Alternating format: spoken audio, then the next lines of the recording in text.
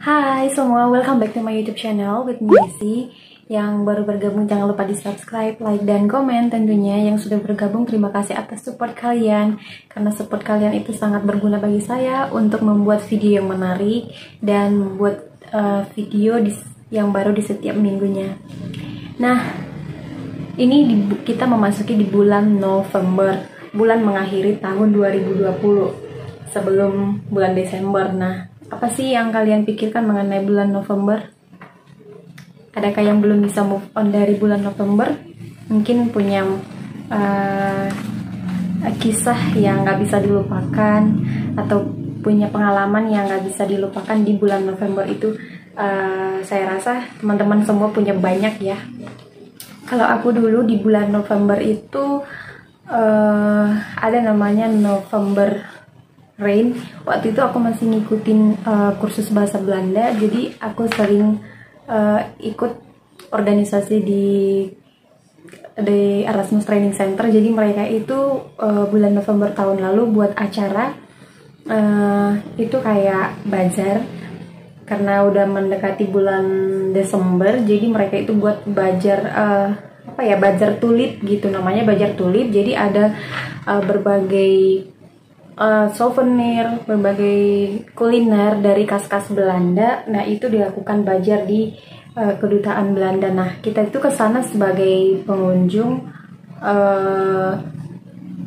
bebas aksesnya masuk, asalkan kita dengan mengikuti protokol-protokol yang ada di kedutaan Belanda. Nah, waktu itu ada event juga, jadi acara hiburan. Nah, mereka itu senior-senioran yang berkontribusi di acara bazar tulip itu waktu itu. Nah, itu katanya asal usulnya mereka buat acara bazar tulip itu karena kumpulan organisasi-organisasi bangsa Indonesia yang tinggal di negara Belanda. Jadi mereka itu buat kayak grup gitu, kelompok. Jadi mereka buat organisasi untuk bazar tulip itu. Ini lebih mengenalkan kepada generasi-generasi muda bangsa Indonesia, agar mereka mengetahui ternyata di luaran sana itu banyak kesempatan dan banyak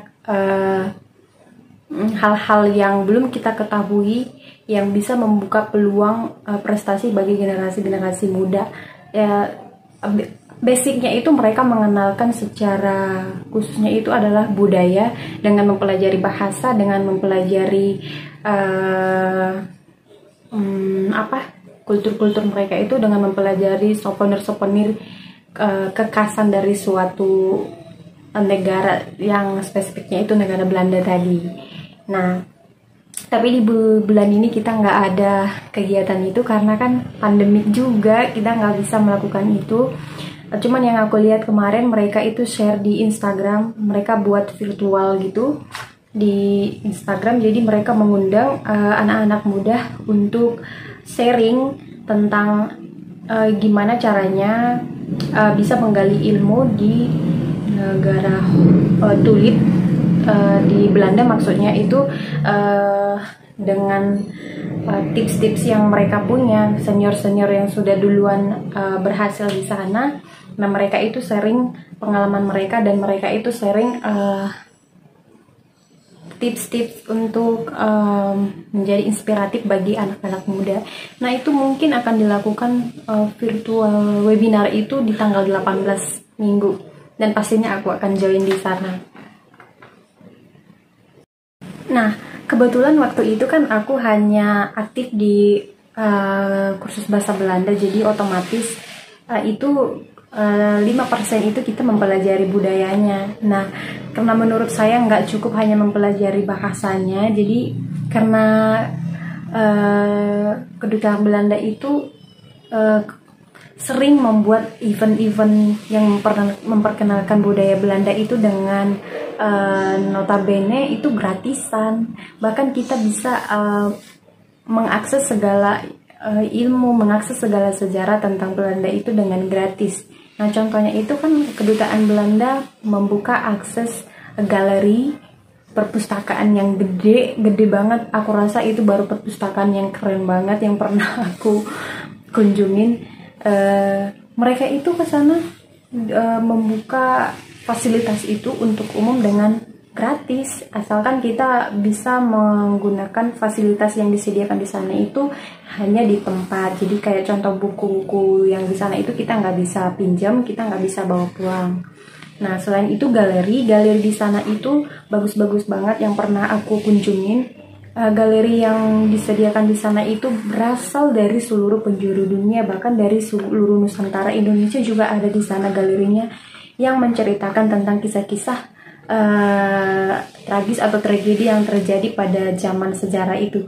Bahkan ada juga galeri yang mengenai waktu negara Belanda itu masih menjajah bangsa kita. Ada banyak di sana tentang sejarah-sejarah galeri. Nah, terus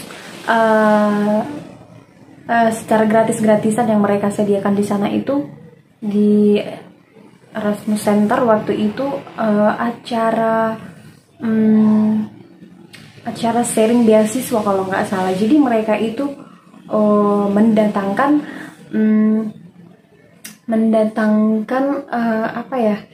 orang yang bertanggung jawab dalam satu penyediaan beasiswa fully funded untuk bangsa Indonesia, anak-anak mudanya. Mereka itu mendatangkan dari Belanda untuk membuat sosialisasi kepada anak-anak mahasiswa yang ada di Erasmus Training Center itu, agar mengetahui gimana sih prosedurnya kalau mau mendapat beasiswa fully funded di Belanda. Nah, mereka itu di sana sharing, mereka itu membuat sesi tanya jawab, dengan itu semua secara gratis. Nah, baru ini yang aku temui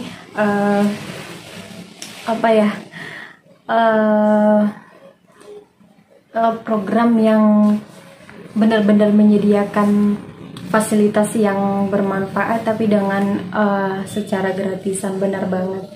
Nah, kenapa aku mau bahas ini November? Ada kaitannya dengan negara kita Indonesia, di mana November itu kan selalu mengingatkan kita kepada memperingati Hari Pahlawan secara nasional. Kalau tidak salah di tanggal 10 November. Nah, nggak jauh-jauh juga. Jadi pahlawan itu kan mereka yang memiliki jasa besar bagi negara dan bangsa kita, di mana mereka rela berkorban untuk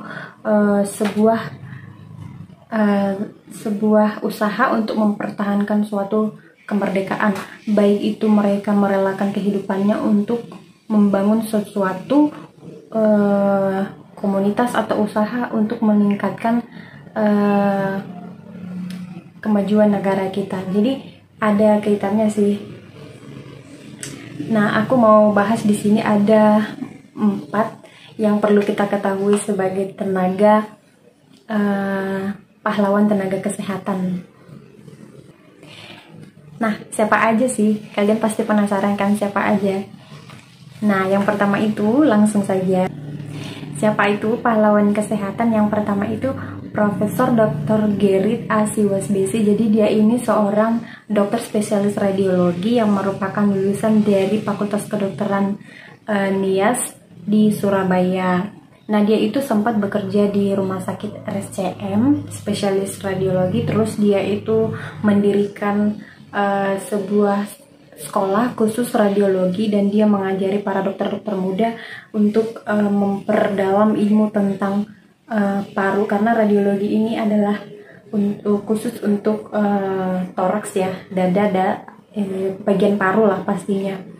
Nah, setelah itu dia itu pernah menjadi kepala radiologi RSCM juga, dan guru besar radiologi Universitas Indonesia Fakultas Kedokteran. Dan katanya pada periode itu dokter ini sempat menjabat sebagai Menteri Kesehatan selama 2 periode.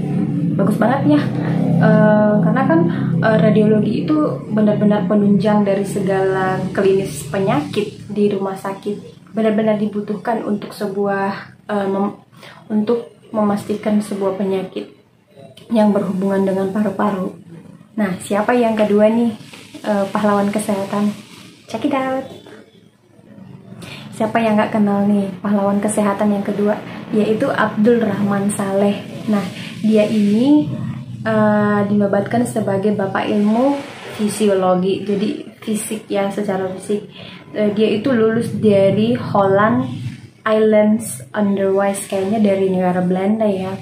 Nah, katanya beliau ini dulu ikut berpartisipasi dalam mendirikan Radio Republik Indonesia. Gunanya itu untuk menyiarkan kabar kemerdekaan Indonesia ke seluruh penjuru dunia. Wow, luar biasa ya kontribusi dia itu. Berarti di sekitar tahun 1945 dia sudah menjadi tenaga pahlawan kesehatan. Itu Abdul Rahman Saleh. Nah, pahlawan ketiga yang harus kita ketahui ini yang ketiga, yaitu Profesor Dr. Sarjito. Nah, dokter ini merupakan rektor utama UGM, Universitas Gadjah Mada. Nah, katanya selama perang dokter ini berkontribusi dalam menyediakan obat-obatan dan berbagai vitamin untuk tenaga tentara negara Republik Indonesia. Jadi dia juga sempat mendirikan pos kesehatan tentara di Jogja. Jadi ada kaitannya ya dengan kisah penemu dari keperawatan ini. Siapa itu? Florence Nightingale. Jadi dia itu anak dari tentara, nggak tahu saya dari Yunani apa Romawi itu. Jadi karena dia melihat pada masa perang dunia kedua itu banyak korban dari perang ini, tentara-tentara tadi. Jadi sehingga ia berinisiatif untuk merawat para tentara-tentara yang sudah luka-luka tadi dan menyediakan mereka fasilitas rumah sakit dan menyediakan perawatan khusus tenaga tentara yang sudah korban pada saat medan perang. Nah, dari sana si Florence Nightingale ini mempunyai ide untuk mengajak orang-orang yang benar-benar mau untuk berkontribusi dalam melakukan perawatan yang karena korban-korban perang tadi. Nah, dari sana si Florence Nightingale itu mendirikan namanya keperawatan. Nah, siapa yang perlu diketahui ini pahlawan kesehatan yang keempat? Yang keempat itu Ainun Habibie. Siapa yang nggak kenal? Mantan ibu negara dari presiden kita B.J. Habibie, almarhum ya. Nah, Dokter Ainun ini sempat bekerja di rumah sakit RSCM. Terus dia itu berkontribusi dalam suatu organisasi tunanetra. Nah, dari sana dia itu sempat mendirikan bank mata yang menjadi kontroversial pada tahun 2010 kalau nggak salah ya, karena dipandang belum bisa diterima masyarakat, belum bisa diterima negara.